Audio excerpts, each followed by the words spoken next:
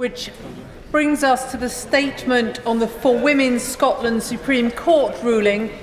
Minister for Women and Equalities, Bridget Phillipson. Thank you, Madam Deputy Speaker. With permission, I will now make a statement to update the House on the Supreme Court judgment in the case for Women Scotland Limited versus the Scottish Ministers. This ruling brings welcome clarity and confidence for women and service providers. Single-sex spaces must be protected. And Madam Deputy Speaker, this is personal to me. Before I was elected to this place, I ran a women's refuge in the North East for women and children fleeing domestic violence. I know how important it is, and always was to survivors, to have single-sex spaces based on biology, places of safety after trauma, time in a sanctuary which allowed them therapeutic support, healing from unimaginable male violence and fear.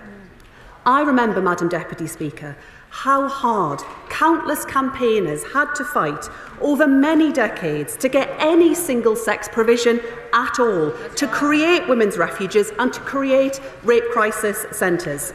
And then later I remember how hard it was to convince commissioners that young homeless women trying to heal from terrifying acts of cruelty shouldn't be left in mixed-sex accommodation.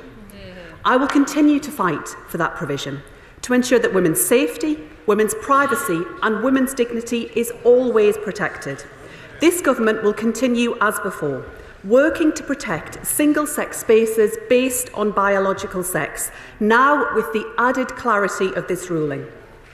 And we will continue our wider work with commitment, with compassion, to protect all of those who need it right across society. Because, Madam Deputy Speaker, this is a government that will support the rights of women and trans people now and always. This is a government that will support the rights of all people with protected characteristics now and always. This is a government that will support the rights of our most vulnerable now and always. And on that, Madam Deputy Speaker, there is no change to announce. Dignity and respect for all now and always. But, Madam Deputy Speaker, this is a judgment long in the making. It began in 2018, when Scottish ministers issued guidance on the definition of a woman in the eyes of the Gender Representation on Public Boards Act. That guidance stated that a woman in that Act bears the same meaning as a woman in the Equality Act 2010 and included trans women with a gender recognition certificate. For Women Scotland challenged this guidance, saying that sex in the Equality Act means biological sex, so that a trans woman with a gender recognition certificate is a man for the purposes of the Act. The case was appealed to the Supreme Court, and last week the court ruled that sex in the Equality Act means biological sex. This means that a person will be considered as their biological sex for the purposes of the Equality Act, regardless of whether or not they have a gender recognition certificate. I know that the women who brought this challenge have not always been treated with the respect that they deserve. And this government believes in freedom of speech, and we believe in the fundamental right to protest. But in no way does that extend to criminal damage. There can be no excuse for defaced statues of feminist icons, no excuse for threats, no excuse for harassment. Madam Deputy Speaker, such acts seek to drag down the debate away from common sense, away from the sensible view held by the majority of the British public that women need single-sex spaces, that those spaces should be protected, and that you can protect those spaces while treating trans people with respect as well. So the certainty that this judgment brings is welcome. And now, Madam Deputy Speaker, it is time to move forward. There's now a need to ensure that this ruling is clear across a range of settings, from healthcare and prisons to sport and single-sex support groups. The Equality and Human Rights Commission, as Britain's equality regulator, is working quickly to issue an updated statutory code of practice to reflect this judgment, and I look forward to reviewing that code of practice in due course. And Madam Deputy Speaker, alongside these updates, our work to protect single-sex spaces across society continues in earnest. Because for far too long, under the Conservative government, single-sex spaces were anything but, and nowhere is that clearer than in our hospitals.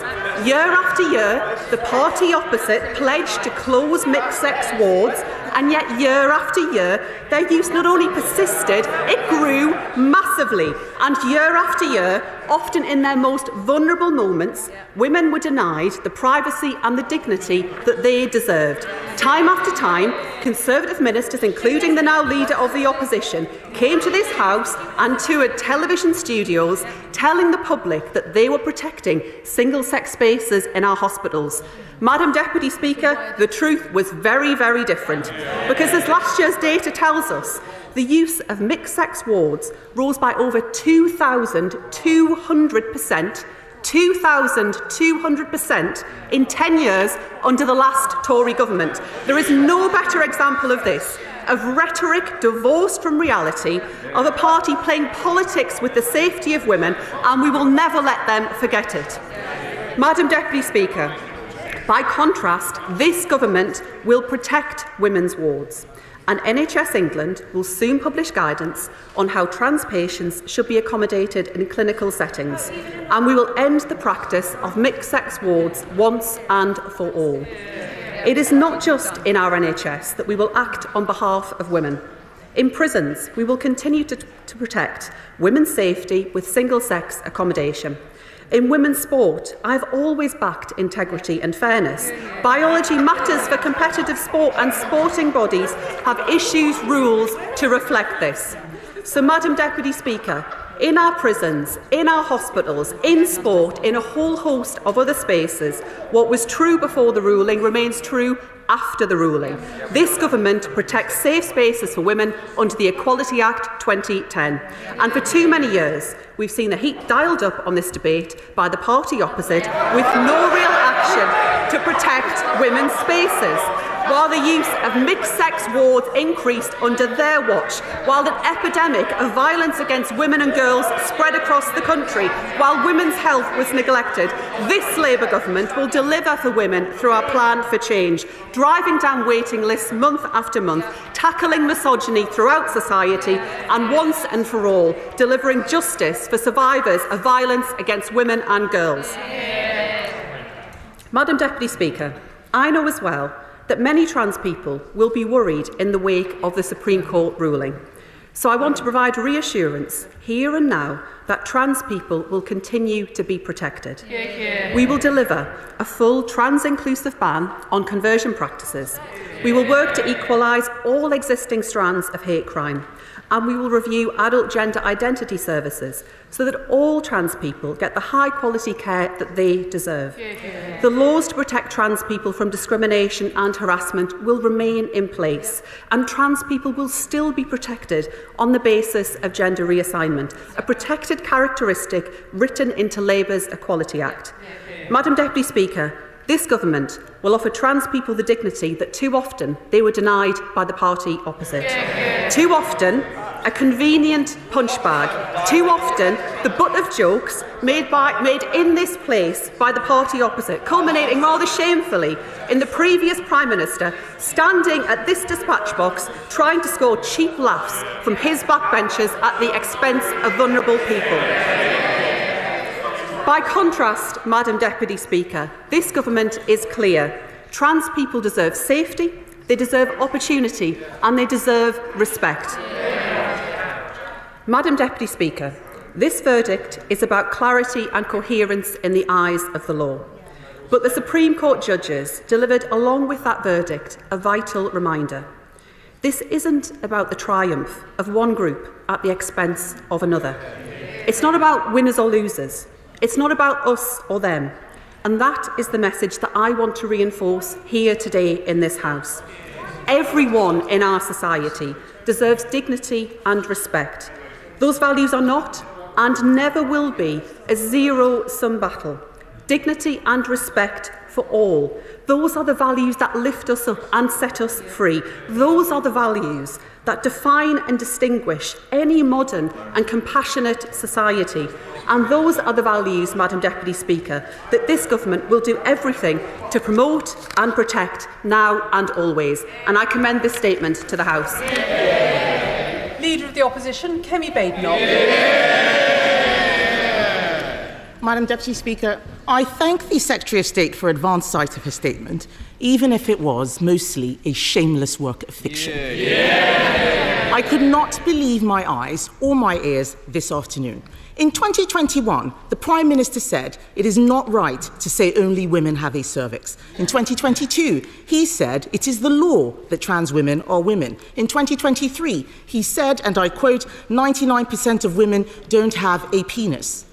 I know what a woman is, and I always have. The people of this country know what a woman is. We didn't need the Supreme Court to tell us that, but this government did. A Labour government so desperate to jump on a bandwagon that they abandoned common sense, along with the SNP, who put rapists in women's prisons, and of course the Liberal Democrats. The Supreme Court ruling is a powerful victory for the determined women behind For Women Scotland and for people all over the UK who know how important it is to give privacy and dignity to women and girls who need it. But it follows years of battle.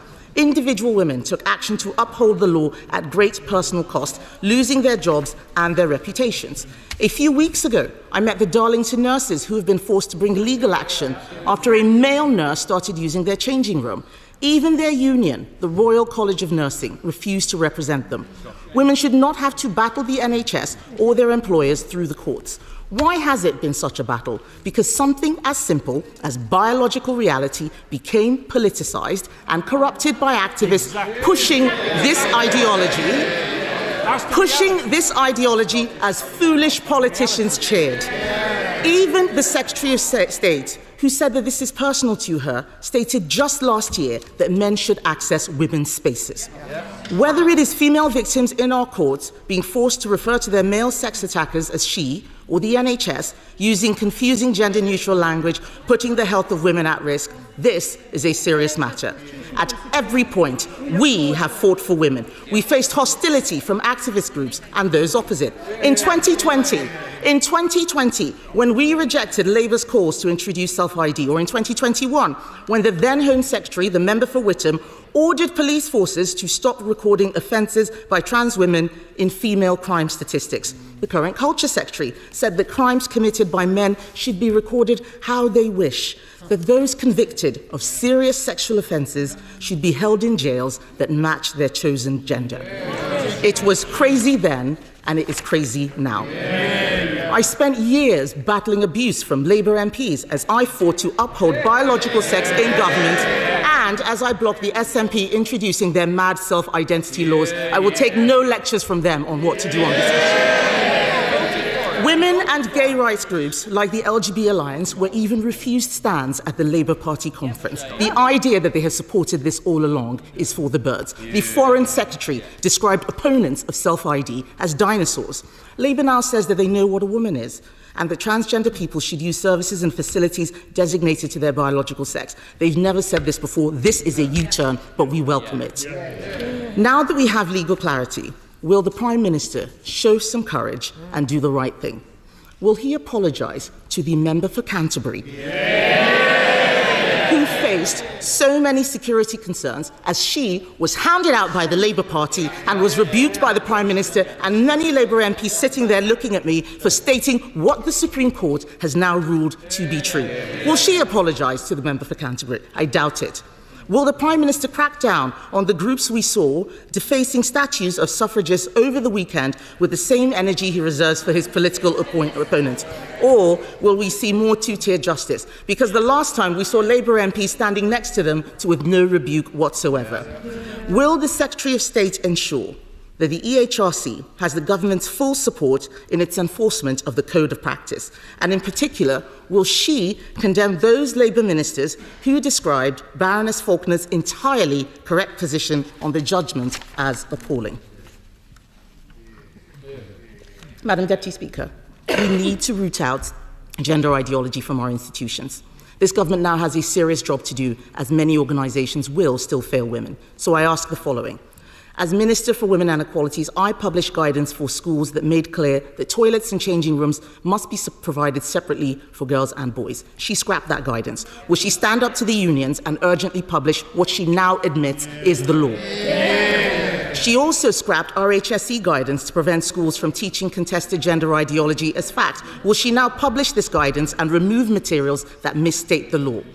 Will she act to stop passports and licences being issued with self-declared rather than legal sex? Will the government support our amendments to the data bill to ensure digital ID systems record biological sex accurately? And finally, Madam Deputy Speaker, I heard the Secretary of State. She says that she is here to protect transgender people. Many of them were misled by Labour's misstatements on this issue. Some are now left very anxious. She has not provided any reassurance, and she should not use them as a shield to protect her failure. This isn't the end of the matter, but the beginning of the end. There is so much to do, and the Conservative Party, under my leadership, will be relentless in ensuring the government does the right thing.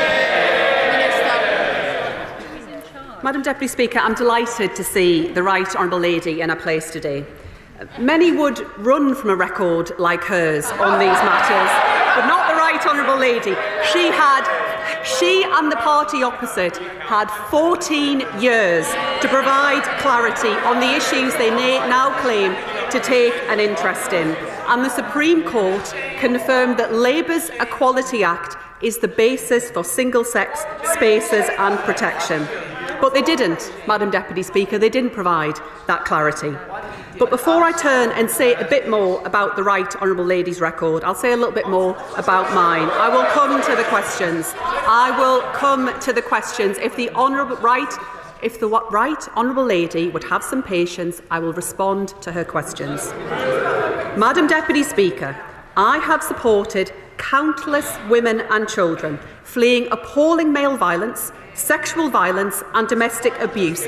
I have campaigned for decades on women's rights. I know more than most the importance of spaces for women. I fought for them, I delivered them, I ran them. And during my time running that refuge, while Labour was delivering the groundbreaking Equality Act, which this ruling confirms sets in law the basis for single-sex spaces, what was the leader of the opposition doing?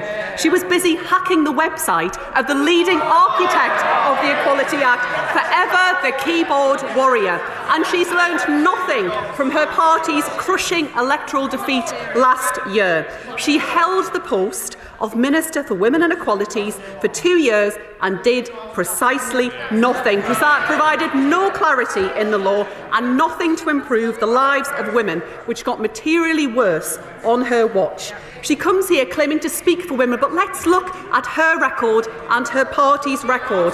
An increase in stalking offences, prosecutions and convictions for domestic abuse nearly halved since 2015. The rape charge rate at a record low. Survivors of sexual violence waiting years for justice. A 2,000% increase in the use of mixed-sex wards in over 10 years. That is their record, Madam Deputy Speaker. And in terms of the questions that she asks about the Equality and Human Rights Commission and their statutory code of conduct, their statutory code of practice. I have set out that I'm expecting an updated version of that as quickly as is possible. I will work with the Equality and Human Rights Commission to implement that code of practice to make sure that everyone has the clarity that they require, and I expect the EHRC to work quickly and thoroughly on this matter. Madam Deputy Speaker, she asks about gender questioning guidance and she asks about RSHE guidance. Madam Deputy Speaker, I'm afraid that's just another area that is simply laughable. Merely months before the election was called, they published a version of the draft guidance for gender questioning children. And since that time, we had the final review published by Dr. Hilary Cass. It is right that we ensure that that guidance aligns with Dr. Cass's final review. And on the RSHE guidance, that consultation concluded after the election. We couldn't be clearer, Madam Deputy Speaker. We will always protect single-sex spaces, and on this side of the House, we are focused on delivering for women. While the Leader of the Opposition described maternity pay as excessive and called the minimum wage harmful, we are improving protections for pregnant women at work. We are ensuring that women can take maternity leave and come back to good, secure jobs. We are expanding childcare. The first 750 new free breakfast clubs open today. We've brought forward the single biggest piece of child protection legislation in a generation to protect young women and girls. And, Madam Deputy Speaker, it was Labour's groundbreaking Equality Act that provides the basis for single-sex spaces for biological women that has been set out today. This Labour government has a plan for change, a plan that will deliver for women. It's time for her party to get offline and get on board. Chair of the Women and Equalities Committee, Sarah Owen. Thank you, Madam Deputy Speaker. Far from this ruling providing clarity, trans, intersex and non-binary people are instead anxious and unsure about where this ruling leaves them, legally and practically, as they go about their lives. Does the Minister recognise that this ruling was made without a single contribution from trans people themselves? And will she ensure trans, intersex and non-binary people will be involved in any upcoming new guidance, and if so, how? Minister. Madam Deputy Speaker, I do believe this ruling provides much-needed clarity. I do recognise the Chair of the Select Committee's concern in ensuring that all people are treated with dignity and respect, including trans people. And my expectation is that through the development of the Code of Practice and the guidance, the EHRC will engage with a range of stakeholders with a range of different views as they develop that work and set it out in full. Liberal Democrat spokesperson Christine Jardine.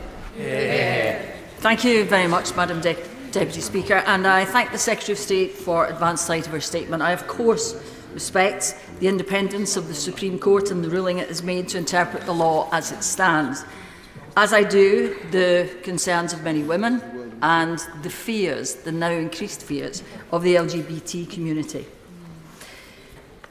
I also respect what the Secretary of State had to say about her experience of working in a refuge. And I agree, there is no length that we shouldn't go to ensure protection for women in that situation. But I'm sure from what she said, the Secretary of State will agree with me that that shouldn't be at the cost of the human rights and the security of another vulnerable group in society, which is what this threatens to do. And I would ask her if she could explain where now those transgender people who are fleeing violence, where they can go for refuge if they're going to be completely excluded. For years, we've seen this intolerable debate where two vulnerable groups have been pitted against each other, two vulnerable groups afraid of the same thing, violence, and mostly from men.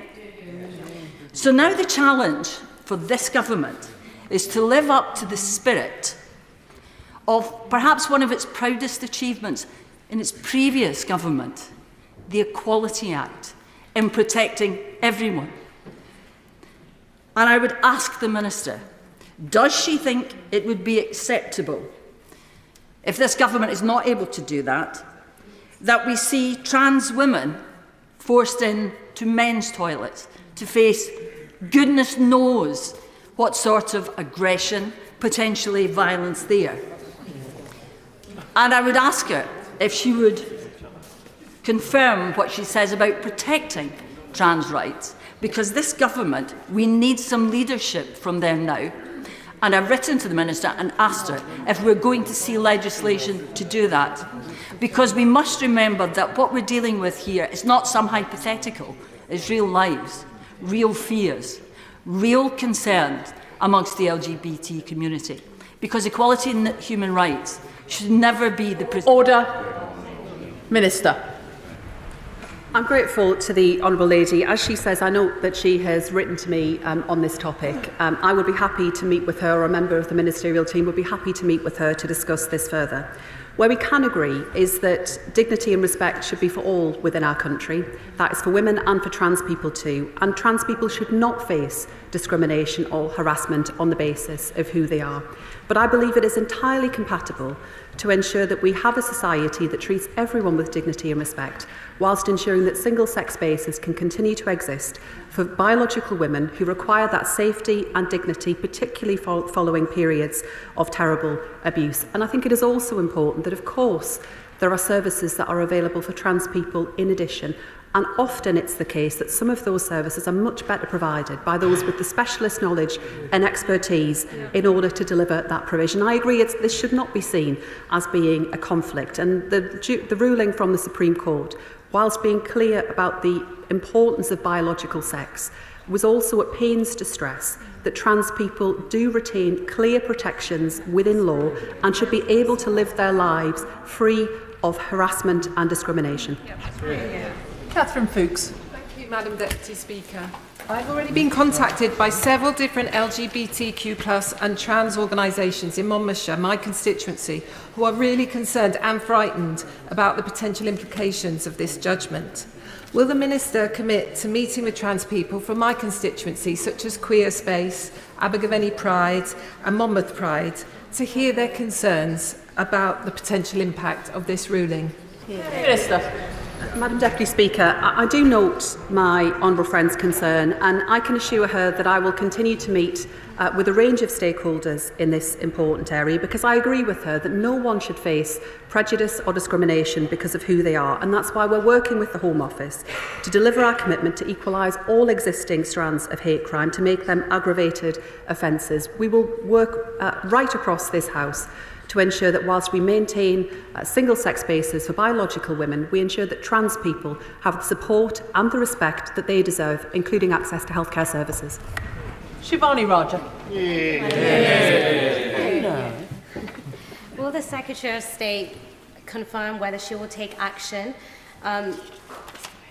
Will she take action to ensure policies and lessons in schools are not led by external organisations that are captured by contested gender ideology?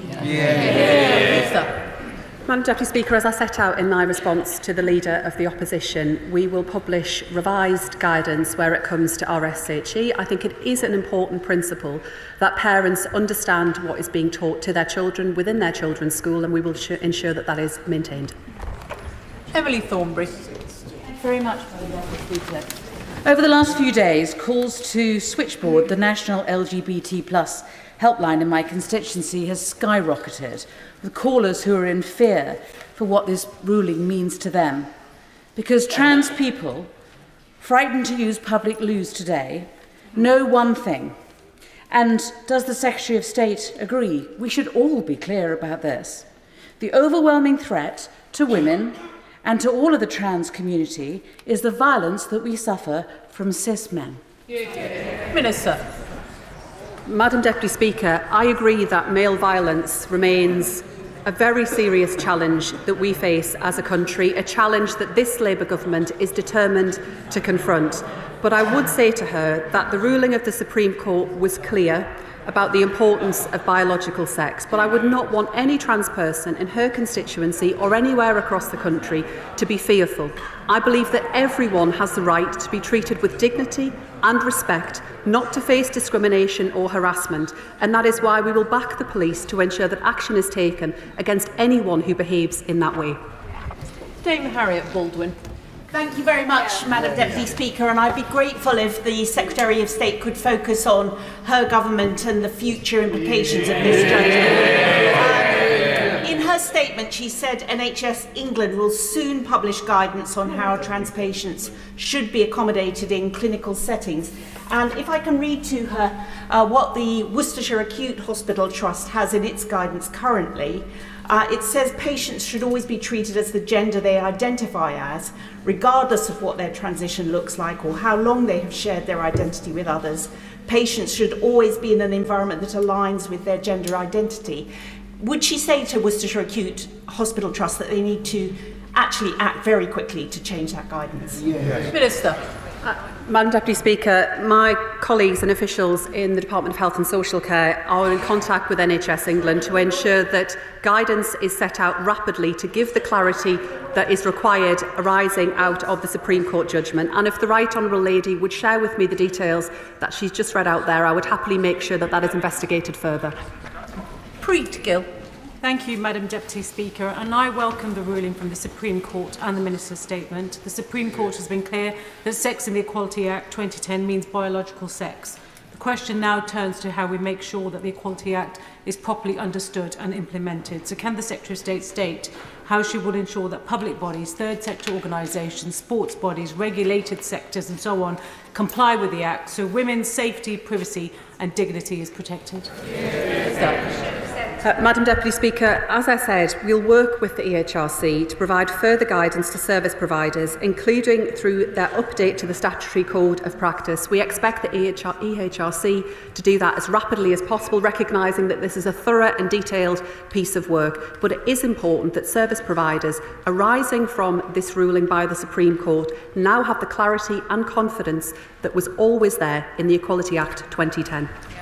John Lamont. Thank you very much. The Supreme Court's ruling goes a long way to guarantee the rights and safety of women and girls. But does the Minister agree with me that the judgment highlights why it's now right for the SNP government to finally ditch the divisive gender self-ID agenda once and for all, and proves it was totally wrong for Scottish Labour to back the SNP Gender Recognition Reform Bill? My understanding, Madam Deputy Speaker, is that the Scottish Government do not intend to progress their gender recognition reforms. My officials will work with the EHRC, who will in turn also work with the Scottish Government. I believe Scottish ministers have indicated, Madam Deputy Speaker, that they wish to engage with the EHRC on this guidance, which is an important and welcome development. Dame Meg Hillier. Thank you, Madam Deputy Speaker. Madam Deputy Speaker, I'm proud to represent a constituency which shows tolerance to people from all backgrounds, and unlike the political hot potato this has become in this place and in political dialogue. I have a constituent who has been transitioned in the 1970s. She's used female toilets now for more of her life than she ever did any other toilets. Are we saying that her dignity and her respect that the Secretary of State has talked about is going to be any way improved if there is any ban on her using the toilets that she's been using for so many years? Minister. Madam Deputy Speaker, the ruling from the Supreme Court made clear that the provision of single-sex spaces is on the basis of biological sex. But what I would say to my right honourable friend and to her constituent is that through the development of the code of practice that the EHRC will be setting out, they will make sure that businesses and others ensure that there is dignity and respect for all, that there is appropriate provision, including the use of toilet facilities, so that no one, including trans people, must feel unsafe when they use public toilets. Sarah Dyke. Deputy Speaker, everyone must be able to access services with the dignity upheld and privacy respected, including women and trans people. But following the Supreme Court ruling, many people are feeling confused and concerned. We must not allow this to lead to further heated arguments and toxicity. So what steps is the Minister taking to develop the critical guidance needed to give businesses and public bodies clarity on how this ruling should be implemented so everyone is treated with the dignity that they deserve? Minister. Madam Deputy Speaker, we will work with the EHRC on that guidance. They will present a revised code of practice that I will review and will present in due course. It is important that they do that as quickly as possible, but as I say, this is a complex area that must be undertaken thoroughly, including engagement with a range of stakeholders, including businesses, for the reasons that the Honourable Lady identifies. Charlotte Nichols. This verdict raises as many questions as it answers, and indeed has been referred to by the civil servant Melanie Field, who oversaw the Equality Act's drafting and passage, as having, quote, significantly reinterpreted Parliament's intentions. These questions are primarily about what the purpose of a gender recognition certificate is now, whether exclusion from single-sex spaces is merely lawful or required, but also in protecting women's spaces such as toilets from predatory men pretending to be trans women. What exactly stops those same men from now accessing them, pretending to be trans men? Minister. Madam Deputy Speaker, I understand the concern that my honourable friend expresses and why she raises the question she does today in this House. But I do have to say to her that the position of this government is that the Supreme Court has provided clarity and confidence in this area, particularly where it comes to single-sex spaces being on the basis of biological sex, and the basis for that was the Equality Act that the last Labour government introduced. Caroline Johnson. Madam Deputy Speaker, I'm pleased to get the clarity from the Supreme Court judgment. People on this side have always known what a woman is. The Right Honourable Lady says she's going to ensure that the government implements and ensures that the public services are fully compliant with the legislation, which is good. Could she clarify, she's talked about NHS single-sex wards and their provision for biological females and biological males. Could she confirm, does that mean that trans women will be cared for on male wards? Minister. Madam Deputy Speaker, the basis for NHS provision and the basis for single-sex services of all kinds will be on the basis of biological sex. Marsha de Cordova. Thank you, Madam Deputy Speaker. Can I firstly welcome and thank the Secretary of State for the measured way which she has delivered this statement, but also for her robust work on this issue. Last week's landmark Supreme Court judgment not only provided clarity, but some long overdue common sense. For too long, the issue has at times been toxic and has caused a great deal of harm to both women and trans people. So can I ask the Secretary of State to confirm to the House that her department is liaising with the Equalities and Human Rights Commission to seek assurances that they will work not only at pace but also to set some clear timelines in relation to updating the statutory guidance, and will she also ensure that any guidance that is now unlawful is withdrawn? Minister. Madam Deputy Speaker, I can give my honourable friend the assurance that we will work as quickly as possible with the EHRC in this important area. I also think she is right to highlight the importance of good temper where it comes to different views on this topic, recognising that people have held strongly held views over a number of years, but where we do that, we respect one another, and that where we disagree, we do not descend into hate-filled rhetoric or involve ourselves in some of the unfortunate and deeply regrettable protests in terms of the nature of the defacement of statues and hate-filled rhetoric. Now is the opportunity, Madam Deputy Speaker, arising from the Supreme Court judgment to draw a line under this, to make sure the right guidance is in place and to ensure that clarity is there for all. Kirsty Blackman.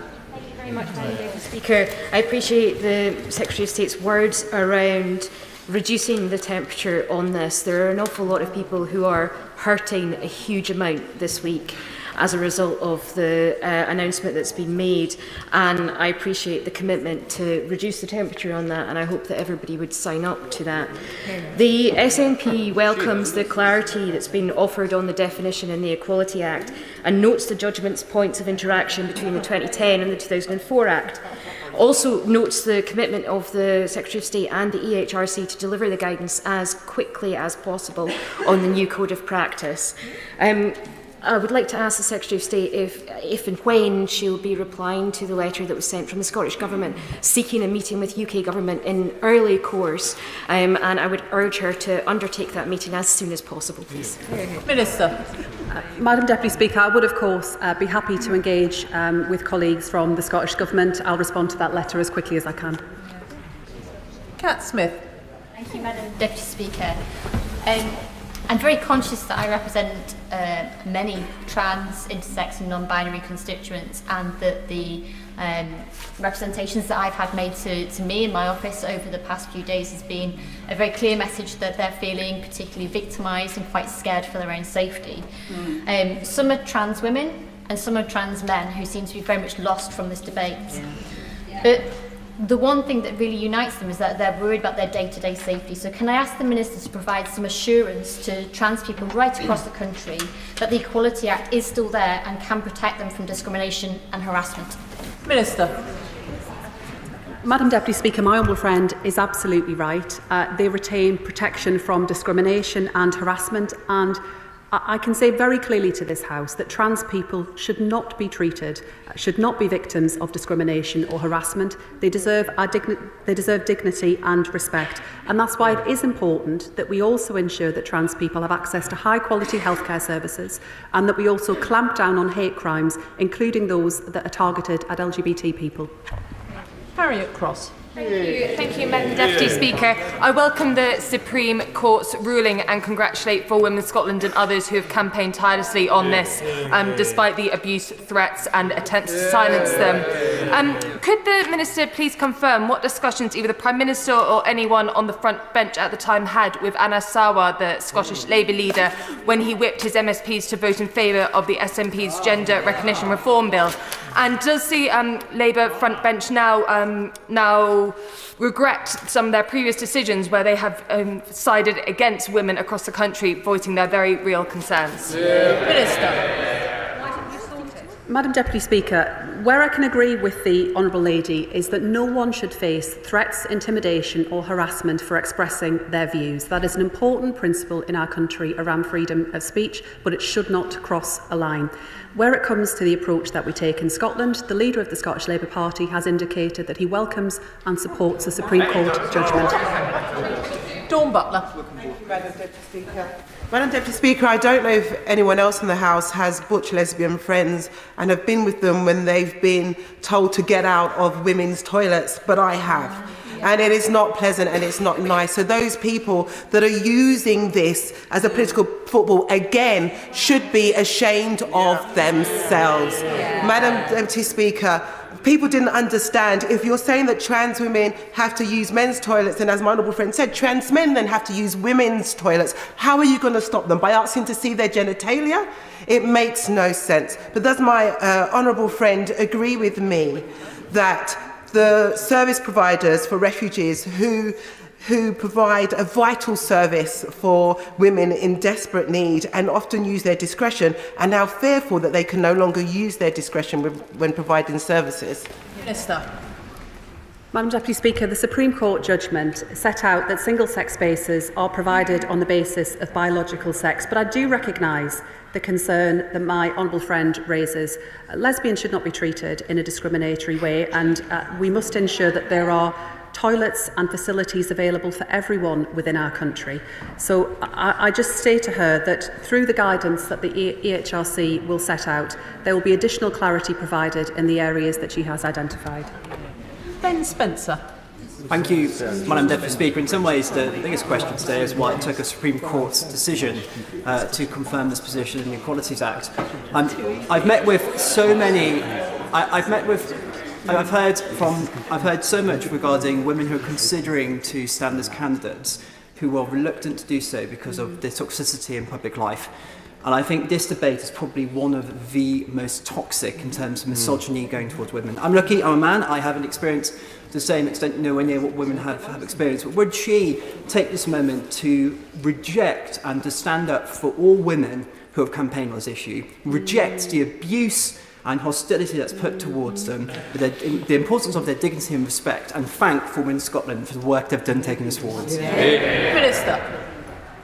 Madam Deputy Speaker, I do recognise the good intentions that the honourable gentleman has when he asks that question, but I tell him, like many women in this House, I've experienced that too, and we know what it's like as women to face that kind of abuse, and it is important that whilst we recognise that there can be no place for that kind of abuse of women in public life, we have a responsibility to change that culture, to change that climate, and to encourage women to come forward and stand for elected office. Tonia Antoniazzi. Madam Deputy Speaker, since I've been in this House, I have felt the force of the lobby, which has made people and MPs across this House stand there and say that trans women are women. What happened last week was the Supreme Court said that Sex and the Equality Act is actually biological sex. That I welcome, Madam Deputy Speaker. But what is the Secretary of State going to do to deal with the types of damage, or the damage that Mermaids and Stonewall has caused for a generation? That's 14 years. Under a Tory government, what steps is she going to take to make sure that they rectify the damage they've done to a generation of trans and gender questioning children? Minister. Madam Deputy Speaker, I recognise my honourable friend's long-standing interest and campaigning in this area. She is right that the Supreme Court judgment provides clarity in terms of biological sex. What I would also say to her where it comes to support for gender questioning children, Where we are talking about children and young people, this has to be about their well-being, because we are often talking about young people who are very vulnerable, who are experiencing real difficulties in their lives. And Hilary Cass's review made clear that young people in that situation do need support, do need protection, and that is why we will this year also publish revised gender questioning guidance for our schools as well, to provide that further clarity that is needed. Vicky Slade. Thank you, Madam Deputy Speaker. I'd firstly like to ask the Secretary of State how we are all going to be asked to prove our birth sex, because as the other honourable member said, this is not just about people who are transgender, non-binary and intersex, but also people who don't conform to gender stereotypes. And I need to share with you my constituents, one who told me, "It seems I am going to be ghettoised into trans spaces," and another who said this ruling sends a message that we do not belong, however much we contribute. So what does the Secretary of State suggest I say to those constituents, and will she join me and the Honourable Member for Bournemouth East in meeting Dorset's Space Youth Project for LGBT young people when they visit Parliament next week? Minister. Madam Deputy Speaker, I would say to the Honourable Lady's constituents and trans people across this country that the ruling was clear that whilst single-sex spaces are on the basis of biological sex, trans people retain in the law protection from discrimination and harassment, and we as a government will always ensure that trans people have the dignity and respect that they deserve. Nadia Whittam. Thank you, Madam Deputy Speaker. Research shows that half of trans people already fear using public toilets. So I am deeply, deeply concerned about the impact of comments by the Minister and the Prime Minister spokesperson that trans people should use a toilet that many of them would not feel comfortable or safe in. So I ask, how would trans people's exclusion from toilets they have long used be a proportionate means of achieving a legitimate aim, as the Supreme Court judges and Equality Act dictates? And would the Minister like to clarify that there is nothing in law, in fact, which requires trans women to use men's toilets, or trans men to use women's toilets, or non-binary people to use one corresponding with the sex they were assigned at birth? Minister. Madam Deputy Speaker, the Supreme Court's judgment was clear on biological sex.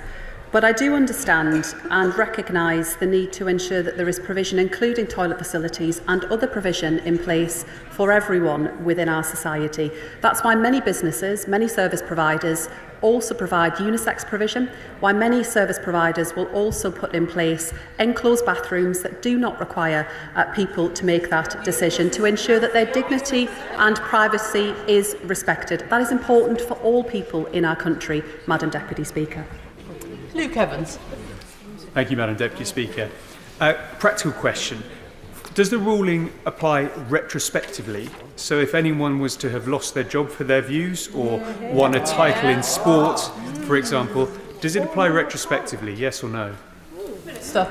I think the Honourable Gentleman is referring to employment law cases, and I would have to defer to legal colleagues on that. What the judgment did, however, set out was that it was the Equality Act 2010 that is the basis for single-sex spaces being determined on the basis of biology. They determined that was always the case, had always been the case since 2010, and it was his party that failed to provide that clarity in 14 years. Tan Singh Desi. Very much, Madam Deputy Speaker. The unanimous Supreme Court judgment has provided clarity about the application of the Equality Act 2010.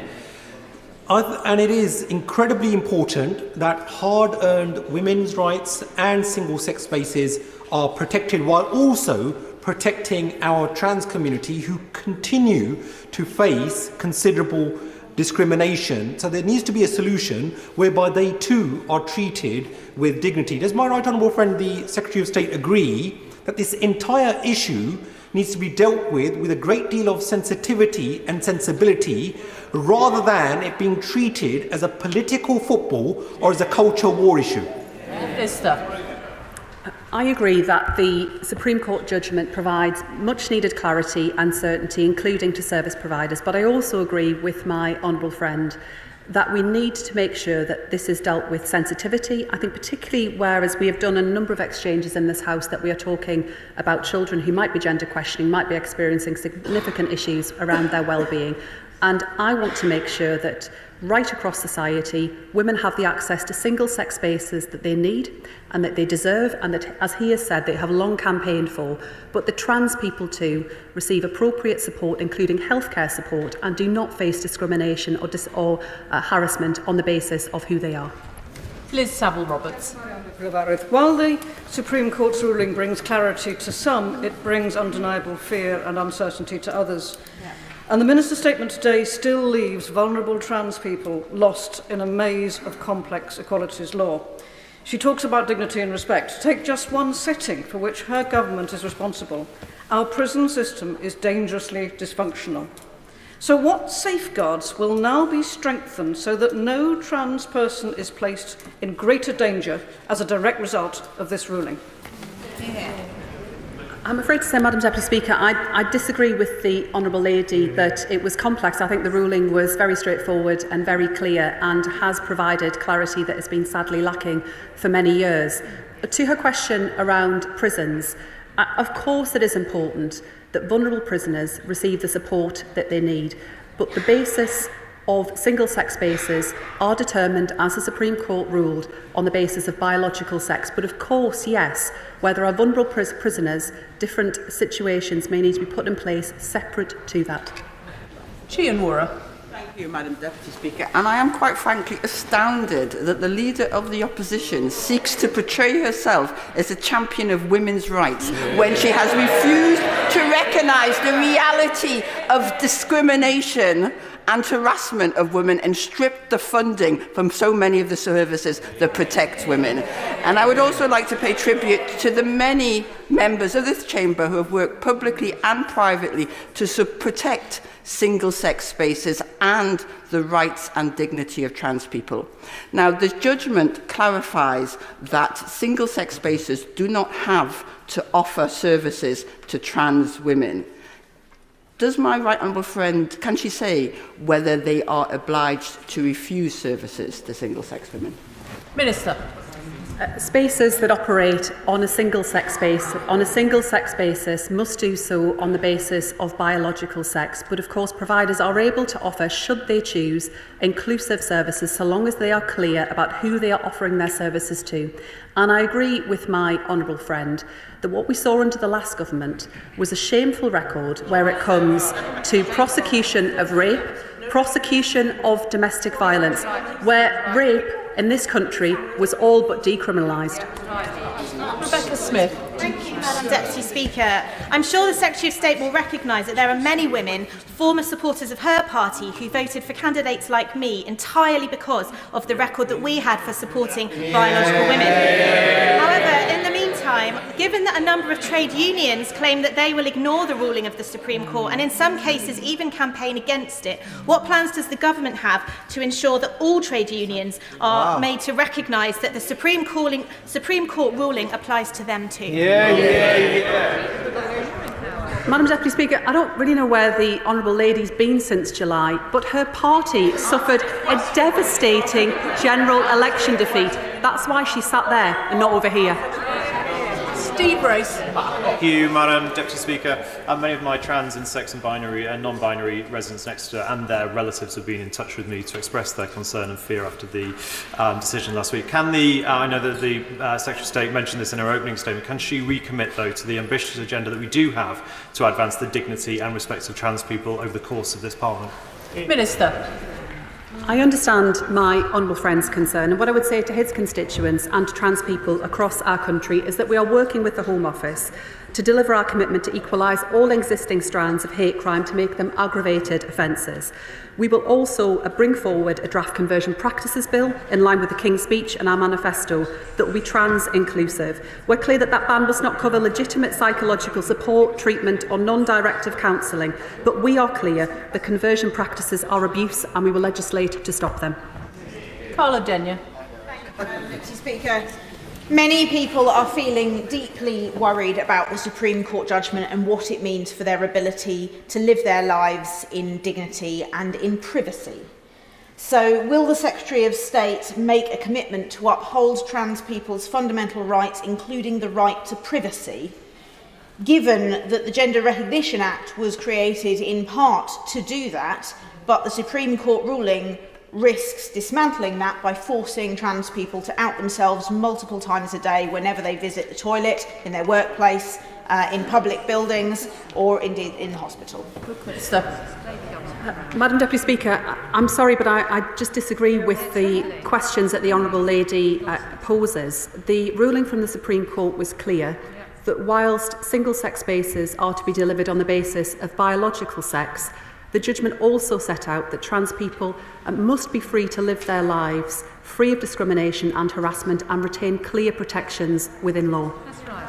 Olivia Blake. Thank you, Madam Deputy Speaker. The Minister will know there is considerable concern and fear amongst transgender, intersex and non-binary people across the UK, including in my constituency. But will the Minister outline what urgent steps the government is taking to reassure my trans and non-binary constituents that their rights remain protected under UK law, and to ensure that this ruling is not misinterpreted or misused to undermine their dignity, safety and access to services, or lead to discrimination on a wide scale, including wrongly challenging people trying to go about their lives in our communities? Madam Deputy Speaker, the rights of trans people are respected and retained following the Supreme Court judgment. The ruling was very clear about that, and it is important that we emphasise that point here today. Alongside that, Madam Deputy Speaker, we will ensure that hate crime is properly recorded and punished, because trans people and all people in our country deserve to live their lives free from discrimination, harassment and hate. Gregory Stafford. Thank you, Madam Deputy Speaker. Patients not only deserve to be treated in single-sex wards, but also be treated, especially when they're having intimate exams, by clinicians of the gender and sex that they wish. So is she concerned, as I am, about the General Medical Council that is going to carry on with its policy to remove and hide biological sex from the medical register? What discussions is she having with the General Medical Council and the other medical regulators about this issue? Minister. I agree that it is important that patients have the right to single-sex provision and to the access to single-sex provision around clinical treatment. But I'd just point out to the honourable gentleman that he might want to have a word with the Leader of the Opposition about the massive increase in the use of mixed-sex wards under his party. Zara Sultana. And Deputy Speaker, in Britain today, trans women are denied safe housing, refused essential healthcare and left waiting years for gender-affirming treatment. This is not accidental. It is the result of a climate of hostility against a marginalised community fuelled by people in positions of power, including in this very chamber. So let me be clear, trans people are not a debate, a culture war or an ideology. They are human beings and trans rights are human rights. So I ask the Minister, will this government ensure that it doesn't pander to hate? Will it reverse its damaging rollback of LGBT+ rights, including the ban on puberty blockers, and unequivocally defend the Equality Act and the protections it provides for trans people across the UK? Minister. The Honourable Lady asked a number of questions there. What I can say to her is that trans people, of course, deserve to be treated with dignity and respect, and they retain rights to live their lives free of discrimination and harassment as set out in the Supreme Court judgment. She asks about puberty blockers. I'm afraid there is going to be no change to government policy in this important area. Richard Tice. Thank you, Madam Deputy Speaker. Now we've got confirmation from the Supreme Court what the definition of a woman is. Could the Secretary of State confirm that all public sector and private sector bodies will apply that definition with immediate effect? Secretary of State. Thank you, Madam Deputy Speaker. The Equality and Human Rights Commission will set out a statutory code of practice that will provide further clarity. But I would just say to the honourable gentleman that I'll take no lectures from his party about the importance of defending women's rights, given that one of his own number that sits on those benches was convicted and went to prison for assaulting his former partner. Emily Darlington. Thank you, Madam Deputy Speaker. There are some days I'm really proud to be an MP and the level of debate in this chamber. And there's some days like today when, quite frankly, the Leader of the Opposition was absolutely appalling. She continues to talk over people, not listen, laugh at people while they're talking about an issue that is very, very serious. People out there are scared as a result of this judgment, and they will... Could you maybe let me speak? Sorry, apologies. Sorry, could the honourable member allow me the politeness of not speaking over me? Keep going. My question, and I will ask a question, when it... Order. I do appreciate that feelings are running high in this statement. However, please do ask your question and put it on the record. Do you think that, does the Secretary of State agree with me? The debate in this chamber is listened to by those people who are today scared. And the behaviour of the Leader of the Opposition in talking over people, laughing at people, and when cis men violence was mentioned, the opposite benches laughed. Yeah. That does not reassure women or trans women in this country. Does she agree? Secretary of State. Madam Deputy Speaker, I agree that where we discuss these matters, they are sensitive and they do generate strong feelings. And it is, of course, right that in this House we are able to engage in robust discussion, including on issues that might at times be difficult. But I accept the point that my honourable friend is making, that we do need to treat one another with respect and understand the need. So much for dignity and respect, Rebecca Paul. Thank you, Madam Deputy Speaker. I welcome the clear ruling from the Supreme Court, and I thank the Secretary of State for her statement. However, I'm really disappointed that there was no mention of schools at all in her statement. Many schools are teaching gender ideology as if it is fact. They are not providing single-sex facilities and single-sex sports teams. How will she ensure that they now, going forwards, comply with the rules and the law as it has always been? Secretary of State. I'd suggest to the honourable lady that after this session she reviews Hansard. Melanie Ward.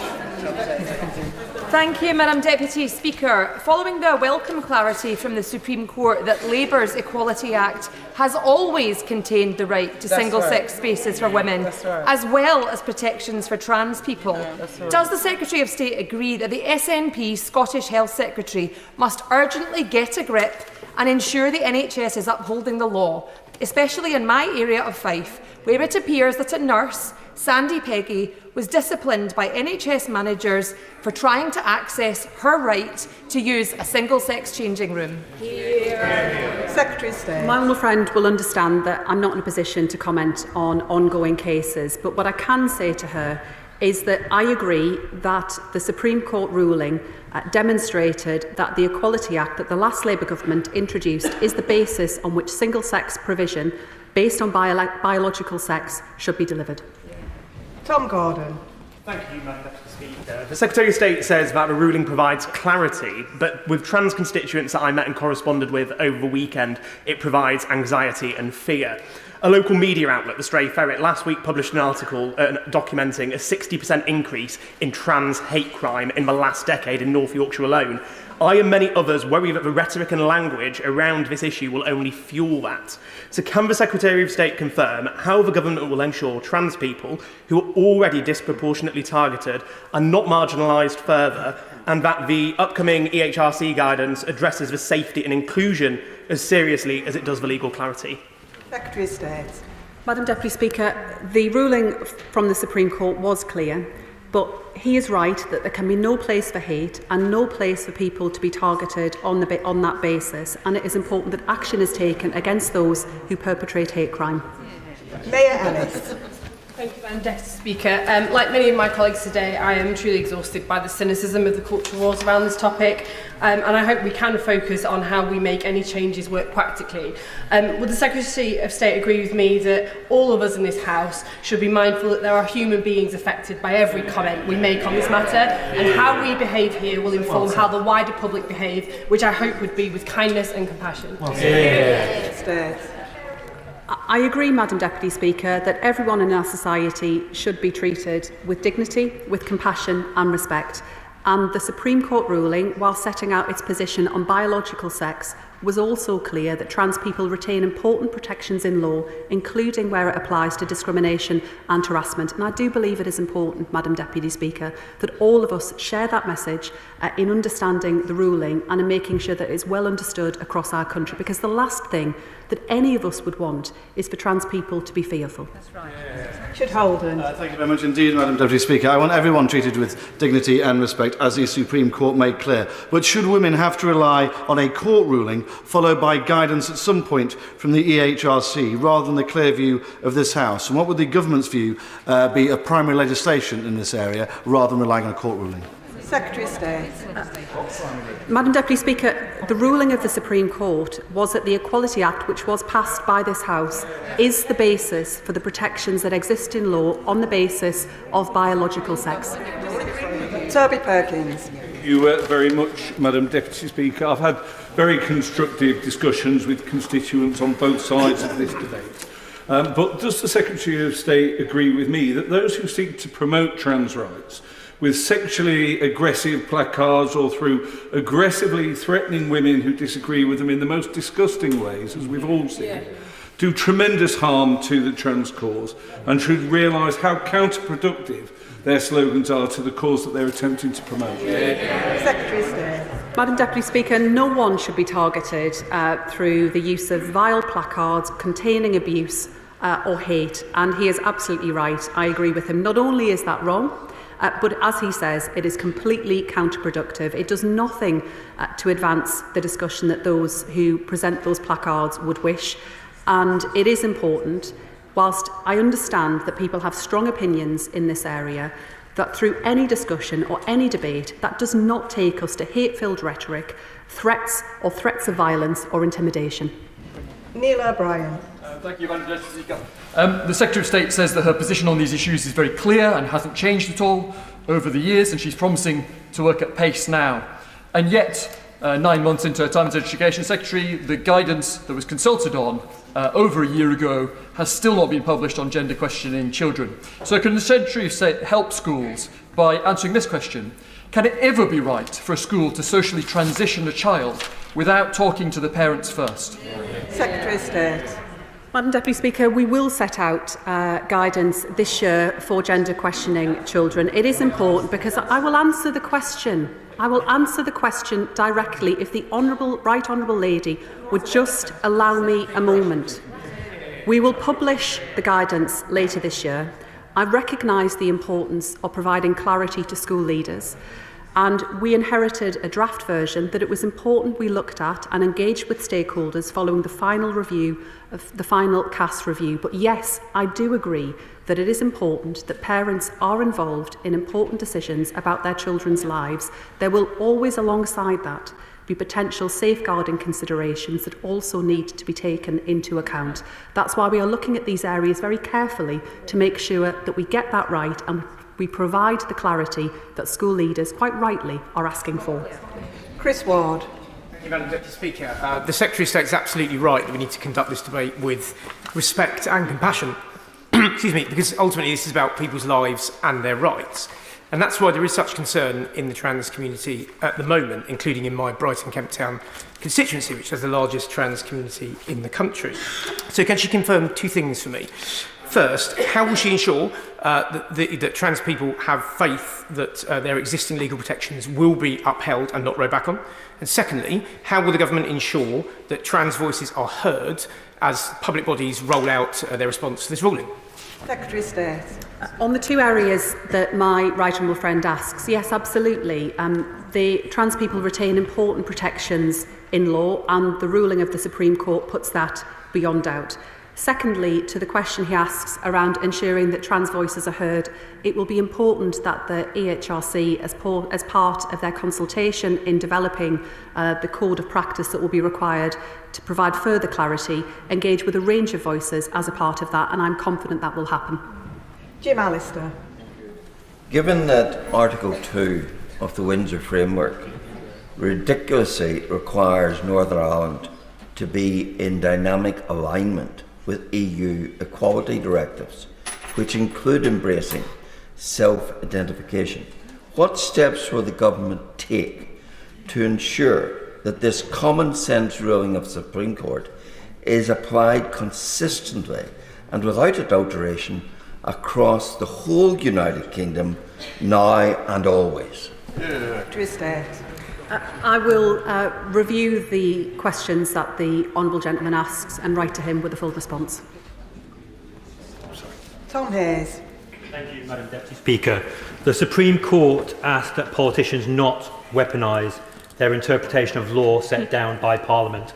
It's almost like they had anticipated the Leader of the Opposition.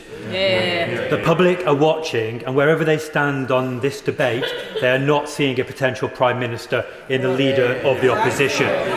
Because trans people are worried and they are scared, it's important to give reassurance. The Supreme Court clearly said that trans people remain protected under the Equality Act, regardless of whether they have a gender recognition certificate. The Supreme Court said that it could not rule on the definition of a woman other than its use in the Equality Act. As I say, my constituents, who are trans, and their allies are deeply scared. Will the Secretary of State stand at the dispatch box and repeat her support for trans people in my constituency and around our country? And I want to repeat the invitation from my honourable friend, the member for Mid Dorset North Pool. At my invitation, young trans people from Bournemouth and Dorset are coming to this place to know that this is their parliament, that they have a place here. They are listened to and respected and have dignity. Would she or a minister come and meet with them? Secretary of State. Madam Deputy Speaker, I'll review the request that my honourable friend makes, if he could provide me with additional details so that I can do that. But I do agree with him about the importance of reassurance, that trans people should be free to live their lives with compassion, with dignity and respect, and the ruling of the Supreme Court made that very clear, that they retain legal protections, and it is important that we all convey that. Graham Stewart. Thank you, Madam Deputy Speaker. Can I thank the Secretary of State for her statement and her emphasis on the need for sensitivity and indeed good temper in dealing with this topic. And in that spirit, could I ask her to salute the courage of J.K. Rowling, Sharon Davis, and indeed the Honourable Member for Canterbury?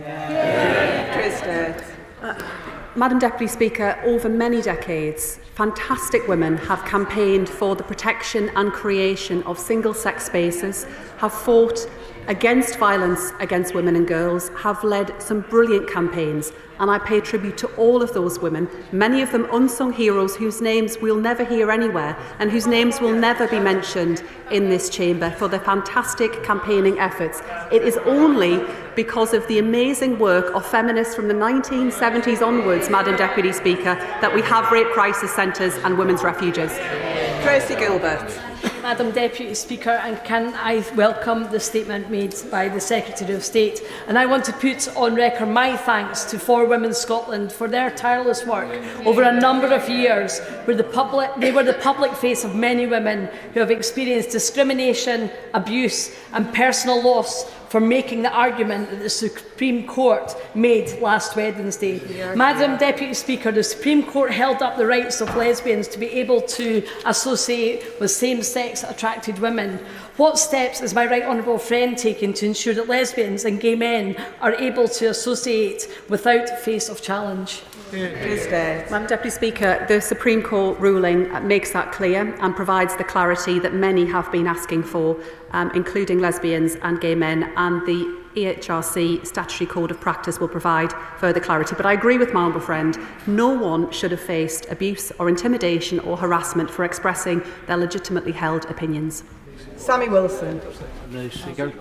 While the Scottish National Party may see this as a judgment made by judicial bigots, most people will see this as a decision of common sense and will indeed wonder why the courts had to decide what was a man and what was a woman. But given the intolerant, threatening and violent response from the trans lobby, can the Minister assure us that this judgment will not be undermined by the guidance which she issues to this House, and that vulnerable people, sports teams, hospital patients, teachers, children will be protected by this and not be adversely affected as they have been in the past? And can she also give us assurance that she will ensure that it is raised at the highest level of government that Northern Ireland must be included in these protections? Secretary of State. The Supreme Court judgment was clear and is welcome and necessary, but what it also set out was that the basis for that protection for single-sex spaces is rooted in the Equality Act. So those provisions were always there, but now we have the clarity that many have been calling for.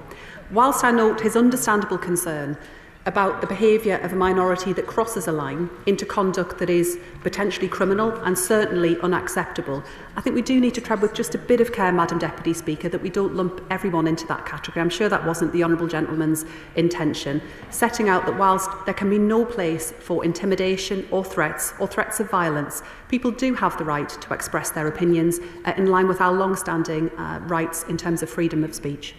Richard Bergen. Thank you, Madam Deputy Speaker. The Equality Act is a vital piece of legislation that's there to protect the essential rights of oppressed groups, including women and of trans people, in a world still far too dominated by sexism and bigotry, including transphobia. I used the Equality Act plenty of times to represent people as a lawyer before I came into this place. The House will no doubt discuss the impact of the recent court judgment again, but when we look online and in some of the media, can we try to ensure that debate respects all groups, including trans people, because some of the stuff spilling out of the right-wing press and online in recent days is truly, truly awful. And it's been raised with me by trans constituents who are just trying to get on with their lives. Secretary of State. Madam Deputy Speaker, the Equality Act was one of the last Labour government's proudest achievements in ensuring that people are able to live their lives free from discrimination and prejudice and harassment. So I agree with him that in recognising that important and landmark piece of legislation, we ensure that when we discuss what are can be difficult and sensitive issues for some, we seek to do so in understanding that, as he says, people just simply want to get on and live their lives free from discrimination, harassment and abuse. Thank you, Madam Deputy Speaker. In 2022, sitting at Wormley Community Centre doing telling at the local elections, a woman came out after she had just voted and said, "I've just voted Conservative because you're the only party that knows what a woman is." So the British people really do care about this. So can the Minister be more specific on a time when she will issue guidance to schools about gender questioning children? State. Madam Deputy Speaker, as I've already said on a number of occasions in this House, we will be issuing that guidance this year. Tristan Osborne. Thank you very much, Madam Deputy Speaker. And can I welcome the clarification and statement by my right honourable friend? I think the way she's reasonably dealt with questions in the House today is testament to her fortitude and her ability. Can I ask a number of different groups in my constituencies who made representation, Hilary Cook from Medway Pride and women's advocacy groups, there is a worry around some of the elements around harassment and discrimination that some might take an opportunity to target the trans community. Can she guarantee this afternoon that the Labour Equality Act stands and prevents abuse, harassment against and discrimination? Madam Deputy Speaker, the Equality Act does stand and it provides clear protections within law for women and for trans people too. It is important that women have access to single-sex spaces such as women's refuges and rape crisis centres, but it is also important, of course, that trans people have access to high-quality healthcare and appropriate support services too, and in addition to that, the ability to see the police take action against hate crime. Lee Anderson. Thank you, Madam Deputy Speaker. A man is a man and a woman is a woman. And anybody watching this at home today will think that the lunatics have taken over the asylum, which they quite clearly have. Now, I don't need a Supreme Court judgment or ruling to tell me that a bloke shouldn't be in a women's changing room. So I want to ask the Secretary of State a very simple question for more clarity. Can a woman have a penis? I tell you what, blokes shouldn't beat up women. Maybe he should have a word with his colleague. James Asser. Thank you, Madam Deputy Speaker. The Secretary of State will not be surprised to hear that I've had a lot of correspondence on this, and there is great concern amongst the trans community what the impact is, but also the wider LGBT community, that in this populist age it may signal a move away from the progress on LGBT rights. I welcome, therefore, her statement that there is going to be guidance. Can she make sure that is very clear and widely distributed so it is understood? But can she also assure the LGBT community and this House that this government and this party, as it long has, stands foursquare behind the advancement of LGBT rights, and we will defend any attempt to row back the progress of the last 30 years or the gains of the last Labour government? Secretary of State. Madam Deputy Speaker, my humble friend is right to draw attention to the advances made over many decades to ensure that LGBT people are treated with dignity and have the support and ability to participate in public life that, frankly, for many people from many, many years ago was just simply not the case. We have made enormous progress in tackling prejudice and discrimination, and this Labour government will always ensure that whatever someone's background, they have every opportunity to take part in public life, to achieve all that they are capable of. And the Equality Act, one of the proudest achievements of that last Labour government, enshrines in law the right to freedom from discrimination and harassment for women, and yes, also for trans people too. Jim Shannon. Thank you, Madam Deputy Speaker. Can I thank the Secretary of State very much for her answers and her statement. This ends years of confusion around sex-based protections. Being a woman is a matter of biology, not identity, and certainly not paperwork. This judgment is welcomed by women and children, and I believe many others. And does the Secretary of State not agree that this is not an eradication of rights for any person in this United Kingdom, but it's an underlining of protection? And what discussions will take place with Cabinet colleagues to see an end, for example, posters for birthing people terminology and other such phrases being used in the NHS, and instead return to the court-declared definition of women through health trusts in this UK? Today is a good day for women, a great day for the law, and a wonderful day for the people and for truth. I agree that the ruling of the Supreme Court was clear. That is important. It provides welcome clarity in a range of areas. And where it comes to the issues that he identifies, for example, around access to healthcare treatment, it is for a very good reason that we make sure that there are sex-based services available for women, for example, those who are breastfeeding, those who are going through pregnancy, and much more besides. But we also, alongside that, need to make sure that healthcare is available and accessible to all. Jonathan Hinder. Thank you, Madam Deputy Speaker. We've made so much progress as a society in breaking down sexist stereotyping. The stereotypes which said women had set roles, should look and act in a certain way, they were being broken down, exposed as the fake construct they really are. Because sex is the only factor which distinguishes men from women. Beyond that, you should be able to live without conforming to those stereotypes. But then this movement came along which argued actually all those feminine, girly things, those sexist stereotypes we'd been fighting to break down, they're in fact the things which make a woman, not sex. Regressive, backward, nonsensical. So will the Secretary of State join me in saluting those courageous women who stood up and pointed out the absurdity of this argument and commit to rooting out this ideology from our public institutions? Madam Deputy Speaker, it was over many decades that feminist campaigners from the 70s onwards worked incredibly hard to ensure that women were able to divorce, that when that happened they were able to see their children, that they got protection at work, that they didn't face discrimination, that they could access women's refuges, rape crisis centres, and that rape was finally, back in the early 90s, banned in marriage. I pay tribute to the amazing feminist campaigners and women over many decades who have brought us to a much stronger position, and to the brilliant trailblazers from across political parties who have ensured that we have far more women represented here now in this place than ever before. Peter Swallow. Thank you, Madam Deputy Speaker. Dignity and respect for all, those are the values that lift us up and set us free. Those are the values that define and distinguish any modern and compassionate society. I want to thank the Secretary of State for those remarks in her statement today.